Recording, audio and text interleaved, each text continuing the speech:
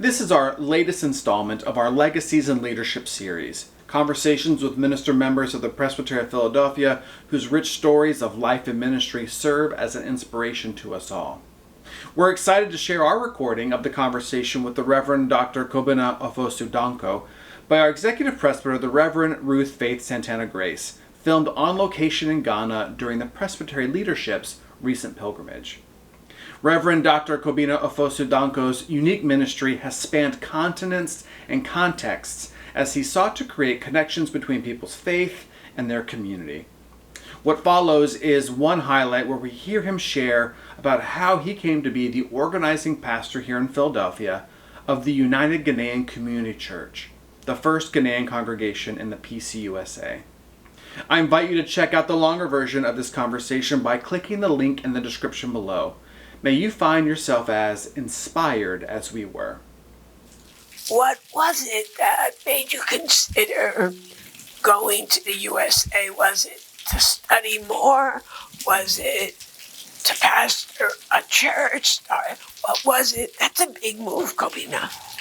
I wanted to go and study. In Trinity, in the seminary, I had a C in comparative religious studies. The professor who was teaching the course left in the middle of the semester. And so we didn't have a professor, and I thought that contributed to me having a C in that course. And so in Trinity, I said to myself, let me go and study and come back and teach.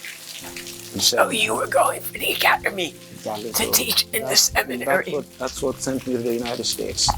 So where did you wind up and where did you study? So I went to Pittsburgh Theological Seminary for 2 years. I did a master's in theology for 2 years. Okay.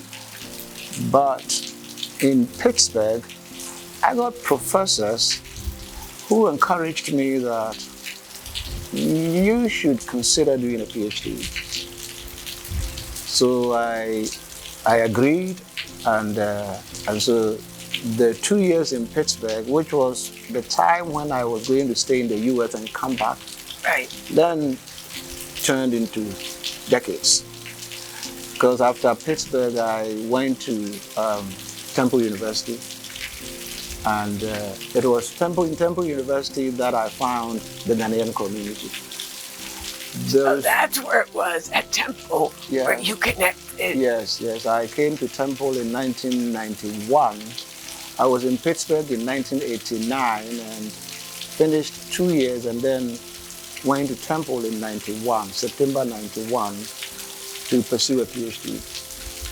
And it was in Philadelphia that I met a young man who was a Ghanaian, who introduced me to the Ghanaian community in Philadelphia.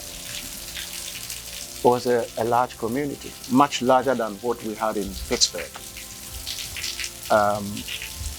But I discovered that on Sundays, they threw parties. Yeah, no church. Fellowship without church. Fellowship without church, exactly so. So I inquired, why don't you go to church?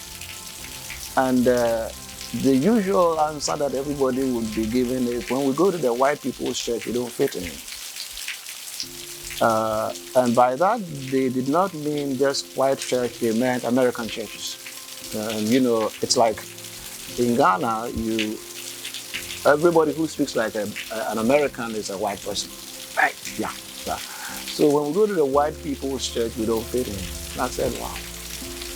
So that is what made me consider starting a Ghanaian church in Philadelphia.